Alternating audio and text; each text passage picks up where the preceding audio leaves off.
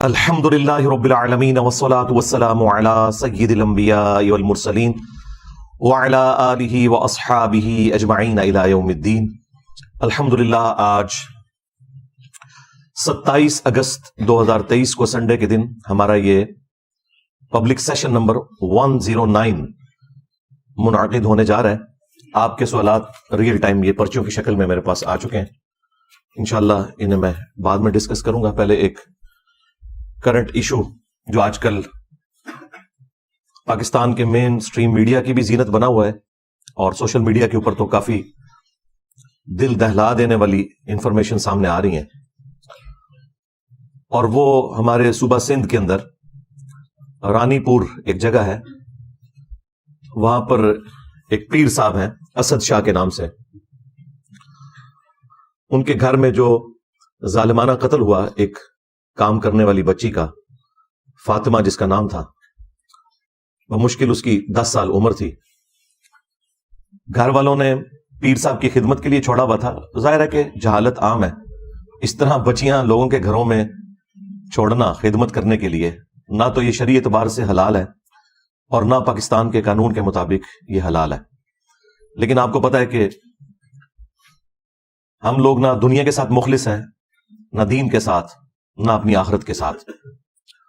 صدیوں سے استحصال ہو رہا ہے غریب عوام کا، ان کی غربت اور جہالت دونوں کا فائدہ اٹھایا جاتا ہے، اور یہ جو پیر طبقہ ہے بالخصوص، ان کے علاوہ بھی وڈیرے، بڑے بڑے جاگیردار، پیسے والے لوگ صدیوں سے غریب لوگوں کا استحصال کرتے آئے ہیں۔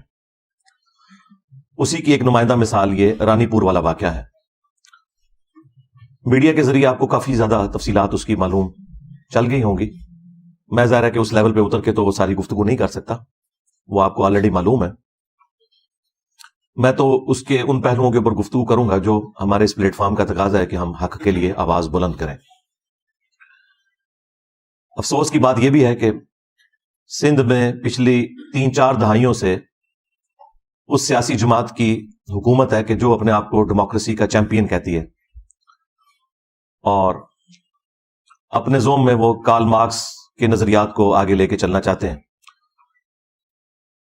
لیکن پریکٹیکلی وہاں پر اسی طریقے سے فیوڈلزم جاری ہے پیر فقیری کی فارم کے اندر، اور یہ سارے پیر فقیر تمام جماعتوں کے اندر اعلیٰ پوسٹوں کے اوپر بیٹھے ہوئے ہیں۔ حکومتیں جب بنتی ہیں، خواہ وہ پیپلز پارٹی کی حکومت ہو، مسلم لیگ کی ہو یا پی ٹی آئی کی ہو، آپ کو وہی چہرے نظر آئیں گے، ان کے اپنے معاملات اسی طریقے سے چل رہے ہیں۔ ہاں، صرف ٹی وی میں تقریر کرنے کے لیے، جلسوں میں بنیادی انسانی حقوق کی آواز اٹھانے کے لیے آپ کو یہ سرگرم نظر آئیں گے، لیکن پریکٹیکلی ان کی اپنی زندگیاں ان تمام چیزوں سے آ رہی ہیں، بلکہ یہ اس پورے سسٹم کے بینیفیشری ہیں کہ یہ غریب لوگوں کا اور جاہل لوگوں کا استحصال کر رہے ہیں۔ خود دیکھیں کہ ان کی اولادیں کتنی پڑھ لکھ گئی ہیں، دوسرے ملکوں سے پڑھ کے آئی ہوئی ہیں، لیکن اپنے علاقوں میں، نہ بلوچستان کے اندر اور نہ سندھ کے اندر، یہ لوگ سکولز اور کالجز یا یونیورسٹیز کو پروموٹ کرتے ہوں، بالکل آپ کو ایسا نظر نہیں آئے گا۔ یہ چاہتے ہیں کہ عوام جاہل رہے اور اس طریقے سے ہم انہیں اپنا غلام بنا کر رکھیں، کیونکہ جب جہالت دور ہوتی ہے تو سب سے پہلے ان لوگوں کی جو چودراہٹ ہے وہ سٹیک پہ لگ جاتی ہے، جن لوگوں نے لوگوں کی جہالت کا فائدہ اٹھایا ہوتا ہے۔ یہ اتنے بڑے 2 ہتھیار ہیں ان کے پاس، ایک جہالت اور دوسرا غربت، کہ جس کے ذریعے یہ کچھ بھی کر سکتے ہیں۔ ورنہ کس کا دل کرتا ہے کہ چھوٹے سے بچے، ہم خود بچوں والے ہیں، دوسروں کے گھروں میں خدمت کے لیے چھوڑ دیں، اور اس کے بعد کہ جب اس طرح کی چیزیں بھی باہر نکلتی ہیں، لوگ کہتے ہیں آج کل کے پیر فقیر جو ہیں وہ راہ راست سے ہٹ گئے ہیں، اس لیے واقعات آ رہے ہیں۔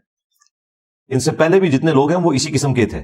پہلے سوشل میڈیا نہیں تھا، ویڈیوز نہیں بنتی تھی، خبریں باہر نہیں نکلتی تھی، لوگ ڈرتے تھے بات کرتے ہوئے، کیونکہ پورے خاندان غائب کروا دیے جاتے تھے۔ کس وجہ سے؟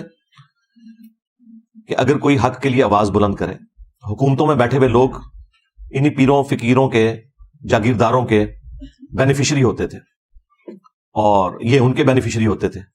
اس وجہ سے کوئی آواز بلند نہیں کرتا تھا، پورا خاندان قتل ہو جاتا تھا۔ یہ آج بھی یہ جدید جو اس دور کے اندر آپ کو سچائی کے لیے آواز اٹھانا آسان ہو گیا میڈیا کی برکت سے، تو یہ بھی آپ گوروں کو دعائیں دیں کہ اللہ تعالیٰ انہیں ہدایت دے، یہ انہوں نے ایک بہت بڑا کام کر دیا، ادروائز ہمارے بڑوں نے تو ہمیں جاہل ہی رکھا۔ اب اس طرح کی صورتحال کے اندر سب سے پہلے تو میں ایجوکیٹ کروں گا مسلم عوام کو کہ آپ کب تک اپنے مذہبی پیشواؤں کے ہاتھوں، جاگیرداروں کے ہاتھوں، پولیٹیشنز کے ہاتھوں اس طرح یرغمال بن کے رہیں گے؟ یہ کون سا اسلام ہے کہ آپ چھوٹے چھوٹے بچے اور بچیاں ان سو کالڈ پیروں کے اور بزرگوں کے حوالے کرتے ہیں؟ اور اس امام کے اندر سارے ہی ننگے ہیں. 2 ہفتے پہلے ہم ایک جج کو ڈسکس کر رہے تھے، اس کے گھر میں ایک ملازمہ تھی، اس کی کتنی پٹائی کی جاتی تھی. جس طرح یہ اسد شاہ جو پیر ہے، اس کے گھر میں بھی اس کی بیوی اس کی پٹائی بھی کرتی تھی. وہی سیم صورتحال، اس کے جسم میں بھی کیڑے پڑ گئے، ہڈی ٹوٹی ہوئی تھی جب اس کی لاش کو غسل دے رہے تھے. لیکن وہ غریب طبقہ تھا، خاموش ہو گیا، اور انہیں دبا کر ان لوگوں نے یہ بیان دینے پر مجبور کیا کہ یہ بیماری کی وجہ سے مری ہے. اور وہاں کے ڈاکٹرز بھی ساتھ ملے ہوئے ہیں، پولیس بھی ساتھ ملی ہوئی تھی. یہ تو جب سوشل میڈیا کے اوپر اس طریقے سے آواز بلند کی گئی لوگوں نے، تو پھر جو سینئر پولیس کے آفیسرز ہیں وہ میدان عمل میں اترے ہیں، انہوں نے ایک دلیری دکھائی ہے اور اس پورے معاملے کو لیا ہے. اب تو آپ کو پتا ہے کہ پوسٹ مارٹم بھی ہو چکا ہوا ہے اس بچی کا، اور وہ سب کچھ ثابت ہو گیا ہے. اس کا جسمانی استحصال بھی ہوا ہے اور جنسی استحصال بھی ہوا ہے. ایک ایک چیز میڈیکل رپورٹ کے اندر آ چکی ہے. 10 سال کی بچی، اور دیکھیں اس کی زندگی کے آخری لمحات کیمرے میں بھی کیپچر ہیں، جس میں وہ تڑپتے ہوئے جان دے رہی ہے. پہلے اس کی ورڈک آئی تھی کہ ہم تو بڑے نیک لوگ ہیں، ہم تو اپنے ملازمین کو بھی اپنے ساتھ اپنے کمرے میں سلاتے ہیں کیونکہ گرمی ہوتی ہے، اور کیمرے ہم نے اسی لیے لگائے ہوئے ہیں کہ تاکہ یہ ملازمین چوری نہ کریں. اور بقول پیر کے کہ وہ ویڈیو ہم نے خود عام کی تھی یہ بتانے کے لیے کہ یہ اپنی نیچرل ڈیتھ مری ہے، یہ بیمار تھی. اور میڈیکل رپورٹ بھی جعلی بنوا لی انہوں نے. وہ تو جب اس کی لاش کا پوسٹ مارٹم ہوا ہے تو سارے معاملات کھل گئے کہ سب کے سب لوگ ملے ہوئے تھے، چاہے پولیس ہو، خواہ ڈاکٹرز ہوں، اور خواہ ان کے اپنے مریدین ہوں. حتیٰ کہ وہ جو کچے کے علاقے کے ڈاکو ہیں وہ اب ویڈیوز بنا کے یہ کہہ رہے ہیں کہ ہمارے پیر صاحب کے بارے میں جس نے بھی کوئی گفتگو کی ہم اسے نہیں چھوڑیں گے. یعنی ڈاکو بھی ان کی سپورٹ میں نکلا ہے. یہ ان کی فضیلت کے لیے کافی ہے یہ بات. وہ صحافیوں کو، پولیس کو، میڈیا کے لوگوں کو دھمکیاں لگا رہے ہیں. تو یہ سارے ایک دوسرے کے بینیفیشری ہیں، کیونکہ یہی وڈیرے اور پیر انہیں پالتے ہیں ڈاکوؤں کو، اور ان کے ذریعے عوام کے اوپر اپنی دھاک اٹھا کے رکھتے ہیں، اور وہ ان کے لیے کام کرتے ہیں. بہرحال اس وقت میڈیا کے اندر جتنی اس کی آواز بلند ہوئی ہے اور جس طریقے سے ٹیک اپ کیا ہے ہماری پولیس نے اور باقی اداروں نے، تو مجھے لگ رہا ہے کہ انشاءاللہ یہ منطقی انجام تک معاملہ پہنچے گا. اور وہ تو جیل کے اندر ہے، اس کی بیوی غائب ہے، پری ریسٹ بیل لی ہوئی ہے، لیکن ظاہر ہے کہ وہ بیل تو خارج ہو جائے گی، وہ زیادہ عرصہ نہیں بیل رہتی. جس طرح وہ جج کی وائف کی بھی فارغ ہو گئی تھی اور وہ بھی اندر ہے، جج کو بھی اس کو نوکری سے فارغ کر رہے ہیں. اس کے ساتھ بھی اب اس طرح کا معاملہ انشاءاللہ مستقبل میں ہوگا. شواہد کی بنیاد کے اوپر لگ رہا ہے کہ یہ اب بچنے والا نہیں انشاءاللہ تعالی. تو میں عوام الناس سے ریکویسٹ کر رہا تھا کہ آپ لوگ بھی ان کے ہاتھوں یرغمال نہ بنے. خدا کے لیے اپنے دین کی حفاظت کریں، اپنی آخرت کی حفاظت کریں، اپنی اولاد کی حفاظت کریں. یہ مذہبی پیشوا اور جو امیر لوگ ہیں ہمیشہ سے استحصال کرتے ہیں. ہم تو یہ آج باتیں کر رہے ہیں، آج سے 700 سال پہلے حافظ ابن کثیر، جنہوں نے تفسیر ابن کثیر لکھی، 774 ہجری میں وہ فوت ہوئے ہیں، اور آج چل رہی ہے 1445 ہجری. تو آلموسٹ 700 سال پہلے انہوں نے قرآن کی تفسیر بھی لکھی. تفسیر ابن کثیر کے نام سے پوری دنیا میں اہل سنت کے ہاں ایک مین تفسیر مانی جاتی ہے، اگرچہ اس میں کچھ کمزوریاں بھی ہیں، لیکن اوورال ایک بہت اچھی تفسیر ہے. اور پیرلل میں انہوں نے تاریخ ابن کثیر بھی لکھی. عربی میں اس کا نام البدایہ والنہایہ ہے، لیکن اردو میں تاریخ ابن کثیر کے نام سے مشہور ہے. اس میں انہوں نے اپنے زمانے کے لوگوں کے بارے میں لکھا ہے، اور کیٹاگوریکل انہوں نے مینشن کیا ہے کہ جتنے حکمران ہیں، بادشاہ، حکومتی عہدے داران، علماء، فقہا، بزرگان دین کی انہوں نے فضائل لکھے ہوئے ہیں. اس میں میری ویڈیو سے متاثر نہیں ہوئے تھے ابن کثیر. انہوں نے ان ساروں کے نام لکھ کے کہا کہ یہ سب کے سب لوگ یہ بچوں کے ساتھ منہ کالا کرنے کے مرض کے اندر مبتلا ہیں، سوائے جن کو اللہ بچا لے. اچھا، اور یہاں ترجمہ کرنے والوں نے نا بڑا گول مول کر کے ترجمہ کیا ہے اس کا. اس کو تو انہوں نے کہا کہ جی دنیا میں ایسے لوگ موجود ہیں جو یہ کرتے ہیں، دنیا میں. اچھا اس کے بعد جو انہوں نے لکھا وہ جملے انہوں نے عربی میں تو لکھے ہوئے تھے، اردو میں سے ترجمے میں سے ہی نکال دیے. حافظ ابن کثیر نے لکھا کہ ماں باپ کی ذمہ داری ہے کہ وہ اپنے بچوں کی پہنچ سے ان بزرگان دین کو دور رکھیں. یہ لکھا ہوا تھا انہوں نے، یہ انہوں نے نکال دیا کیونکہ پورا مدرسہ سسٹم اس کے اوپر چل رہا تھا. تو یہ صرف پیر فقیر یا علماء کا مسئلہ نہیں، سب کا ہی مسئلہ ہے. لیکن ٹارگٹ دیندار طبقہ اس لیے زیادہ ہوتا ہے کہ وہ کسٹوڈین ہے, وہ کہتے ہیں ہم ٹھیکیدار ہیں دین کے. تو بھائی چوپڑیاں نالے دو اس طرح نہیں ہو سکتا. دونوں جہانی مٹھے باہو, آپ کہیں جی میں دونوں چیزیں پیرلل میں ساتھ لے کے چلوں, اس طرح نہیں ہوگا. اگر آپ دنیا میں عزت کلیم کر رہے ہیں قرآن و سنت اور دین کے نام کے اوپر, تو اب جب آپ ایکسپوز ہوں گے تو آپ کے ساتھ ذلت والا معاملہ بھی دوہرا ہوگا, کیونکہ آپ نے عزت اس کی بنیاد پہ کمائی ہوئی تھی. اب یہ تو عوام کے لیے میرا ایک میسج تھا, بلکہ ہمارے تو پوری کی پوری دعوت عوام کو ایجوکیٹ کرنے کی ہے.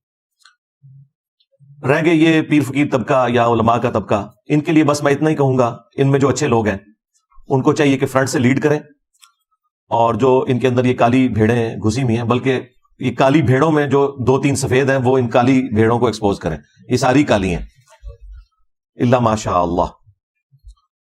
لیکن اکا دکا لوگوں کے سوا آپ کو کسی کا بیان نظر نہیں آئے گا. بڑے لوگوں میں سے تو کسی کا بیان نہیں ہے, کسی پیر کا, کسی بڑے مفتی کا کوئی بیان آپ کو نظر نہیں آئے گا جو ان کے ہیڈز ہیں کہ وہ اس طرح کے واقعات کو کنڈیم کریں. خصوصاً اب جب واقعہ ہے تو سامنے ان کا بیان آنا چاہیے. ویسے تو یہ چھوٹی چھوٹی بات کے اوپر جو ہے وہ سڑکوں کے اوپر نکل آتے ہیں, روڈز بلاک کر دیتے ہیں, احتجاج کرتے ہیں, دھرنے دیتے ہیں. اب یہ کہاں مر گئے, نہیں نظر آ رہے, کیونکہ اگر وہ سامنے نکلیں گے تو وہ بتائیں گے بھائی آپ لوگ بھی تو یہی کچھ کر رہے ہو.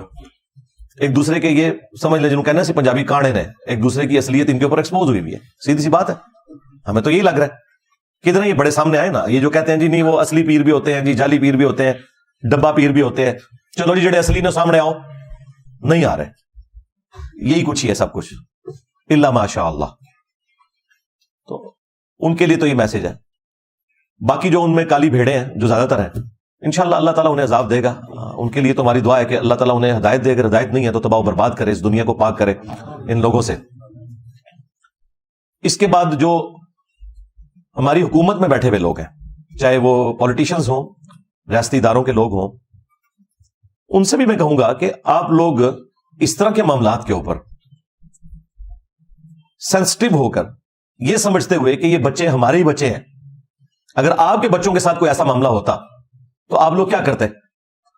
آپ لوگ ان تمام معاملات کے اندر ان بچوں کو اپنا بچہ سمجھتے ہوئے ٹیک اپ کریں, اور نہ دن دیکھیں اور نہ رات, اور ان معاملات کو فوراً منطقی انجام تک پہنچائیں, اور میڈیا کے ذریعے عوام کو اپڈیٹ رکھیں اگر آپ آنے والی نسلوں کو بچانا چاہتے ہیں. نہ کہ یہ کہ آپ ان کی پشت کے اوپر کھڑے ہوں ان لوگوں کو سپورٹ کرنے کے لیے.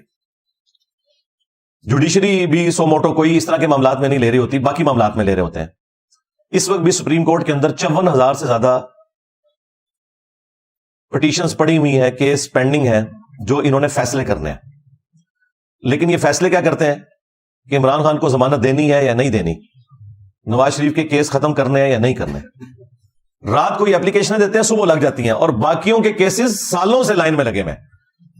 مہینوں ہفتوں کی میں بات نہیں کر رہا, سپریم کورٹ میں 4-4 سال 5-5 سال 10-10 سال کیس نہیں لگتا کہ جی آپ کا تو نمبر ہی نہیں آیا. تو نمبر یہ ان لوگوں کے لگا رہے ہوتے ہیں, کیونکہ سارے ایک دوسرے کے بینیفیشری ہیں, ایک دوسرے کو سپورٹ کرتے ہیں. شکلیں بدلتی ہیں, کرتوت سب کے ایک جیسے ہی ہوتے ہیں. ہاں کچھ کے آپ کو شروع میں نہیں پتا چلتے, بعد میں پتا چل جاتے ہیں, اور کچھ کے آپ کو اوپنلی پتا چل جاتے ہیں. اس لیے آپ لوگ فرق کرتے ہیں. ہمیں تو اندازہ ہے کہ یہ پورے کا پورا سسٹم ہی اتنا بگڑ چکا ہے کہ اس کے اندر اب اتنی جلدی اصلاح ممکن نہیں ہے. تو حکومتی جو لوگ ہیں انہیں بھی یہ معاملات دیکھنے کی ضرورت ہے. یہ تو میں نے ساری جنرل باتیں کی. اب میں قرآن و سنت کے حوالے سے 2-4 باتیں عرض کر دوں. سورۃ المائدہ میں اللہ تعالیٰ نے سورۃ النساء کے اندر واضح طور پر حکم فرمایا کہ اے اہل ایمان, اللہ کے لیے کھڑے ہو جاؤ انصاف کے لیے گواہی دیتے ہوئے.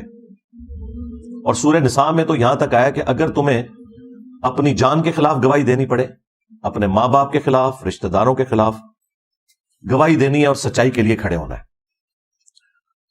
اس طرح کے سارے معاملات کے اندر بھی جو لوگ گواہ ہیں انہیں پتہ ہے کہ ریئل ٹائم کیا ہوا ہے, انہیں بالکل گواہی دینے میں کوئی آر محسوس نہیں کرنی چاہیے اور دلیری سے گواہی دینی چاہیے. اس کے بعد اللہ تعالیٰ نے سورۃ المائدہ میں ایسے لوگوں کی جو سزا ہے وہ بھی بیان فرمائی ہے کہ ہم نے بنی اسرائیل کے لیے بھی یہ طے کر دیا تھا, اور اس شریعت کے اندر بھی, کہ جان کے بدلے جان, آنکھ کے بدلے آنکھ, ناک کے بدلے ناک, کان کے بدلے کان, دانت کے بدلے دانت, اور ہر زخم کے بدلے اس لیول کا زخم لگایا جائے اس ظالم کو کہ جس نے مظلوم کے ساتھ یہ سارا معاملہ کیا. اس طرح کے جتنے واقعات رپورٹ ہوتے ہیں, جو تکلیف ان لوگوں نے ان بچوں کو دی ہوتی ہیں, یہ ساری تکلیف انہیں دینی چاہیے اور اعلانیہ دینی چاہیے. سورۃ النور میں بھی آیا نا کہ بدکاری کی سزا کو ویٹ کرے گا مسلمانوں کا ایک گروہ تاکہ باقیوں کے لیے ڈیٹرنس ہو جائے. یہ چھپا کے سزائیں نہیں ہونی چاہیے بلکہ اعلانیہ ہونی چاہیے. اس کے بعد سورۃ المائدہ ہی میں اللہ تعالیٰ نے فرمایا کہ جو فساد فی الارض کرنے والے لوگ ہیں, یہ فساد فی الارض کرنے والے لوگ ہیں. اس طرح کے لوگ جو غریبوں کے ساتھ یہ ظلم والا معاملہ کرتے ہیں, یہ جو فساد فی الارض کرنے والے لوگ ہیں, ان کی سزا یہ ہے کہ ان کے مخالف سمت کے ہاتھ پاؤں کاٹ دیے جائیں اور انہیں سولی دے دیا جائے. پبلکلی یہ سارے کا سارا معاملہ ان کے ساتھ کیا جائے تاکہ باقی لوگوں کے لیے ڈیٹرس بنے. اس طرح کے جتنے بھی پیر فقیر لوگ ہیں یا حکومتی عہدے داران ہیں جو اس طرح کے معاملات کے اندر ملوث ہیں, ان کو اس قسم کی سزائیں ہونی چاہیے. اور یہاں تو قتل والا معاملہ بھی اس میں ایڈ ہو گیا, وہ تو بہت ہی سینسٹیو ایشو ہے. سورۃ المائدہ میں ہی اللہ تعالیٰ نے فرمایا کہ بس 2 استثناء ہے, ایک جان کے بدلے جان یعنی قتل کے بدلے قتل, اور دوسرا فساد فی الارض.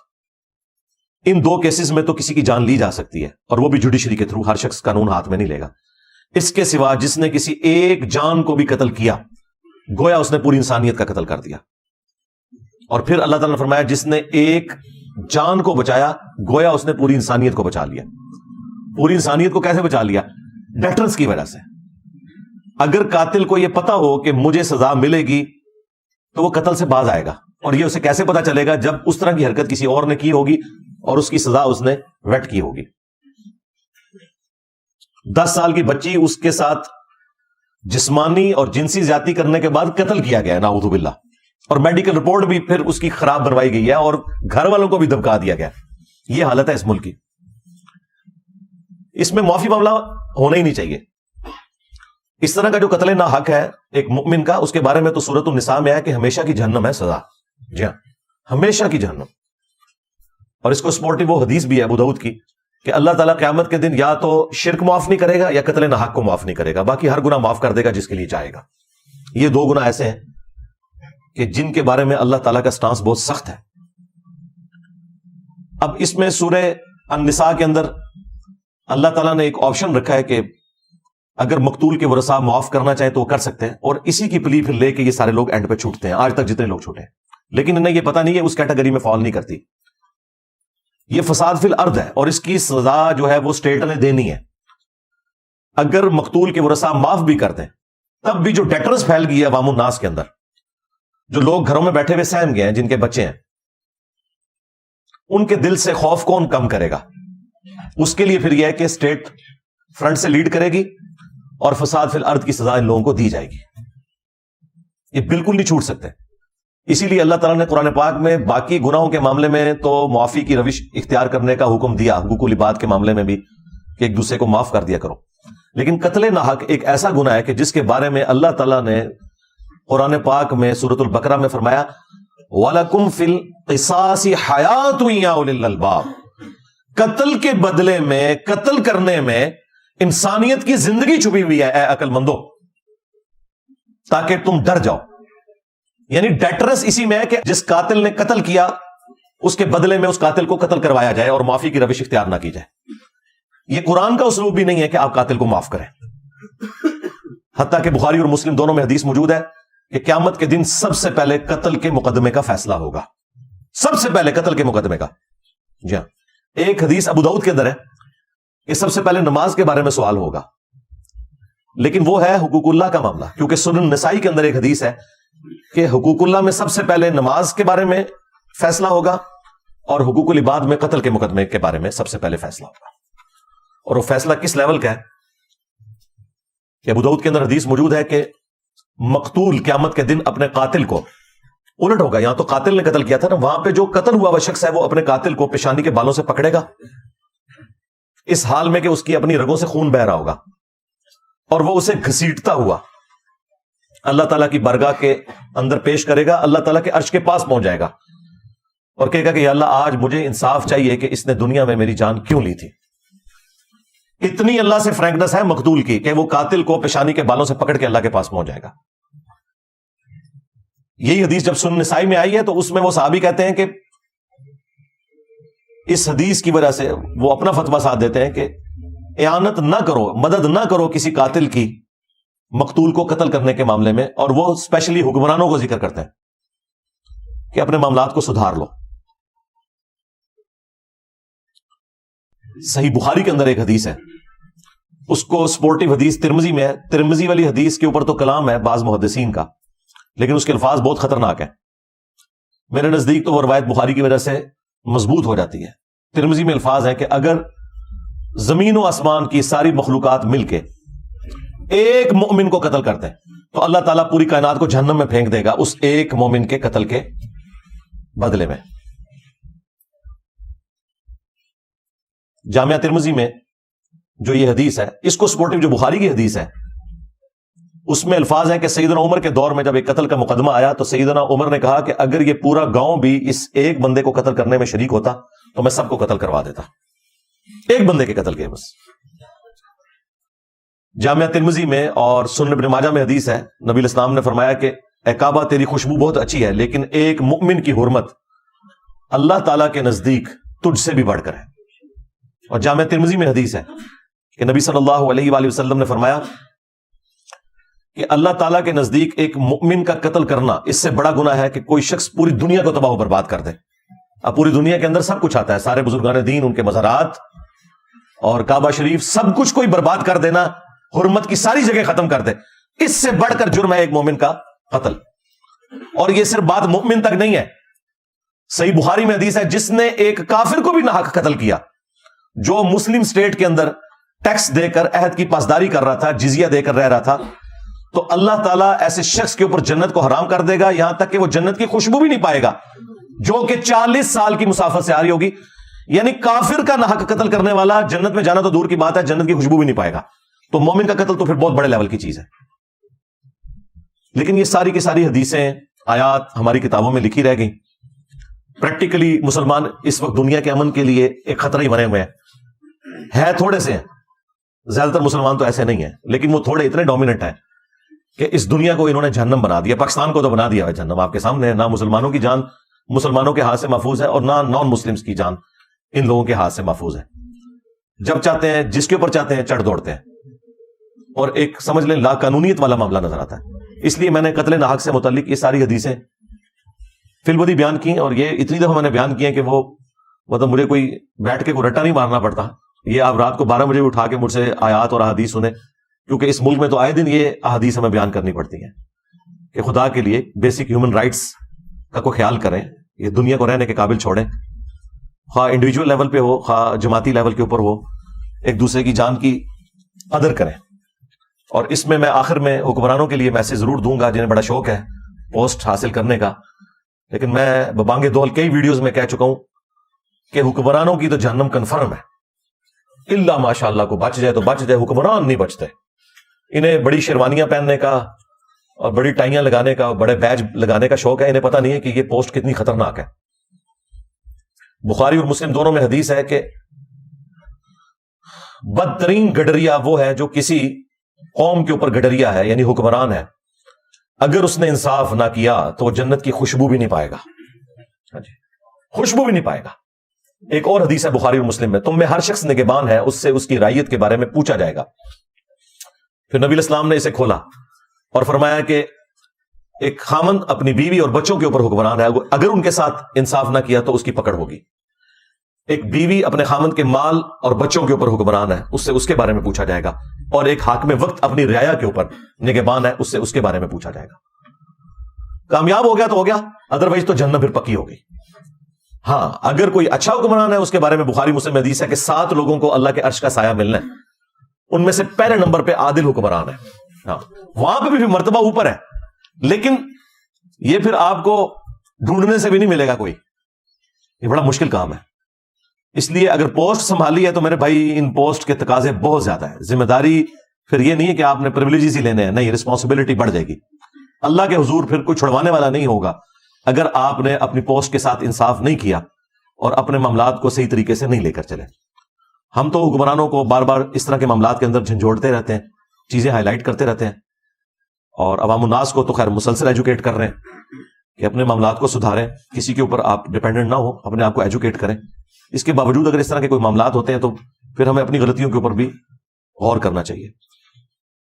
صلو علی محمد و آل محمد، اللہم صلی علی محمد وعلی آل محمد واصحاب محمد وازواج محمد وامت محمد اجمعین الی یوم الدین، آمین۔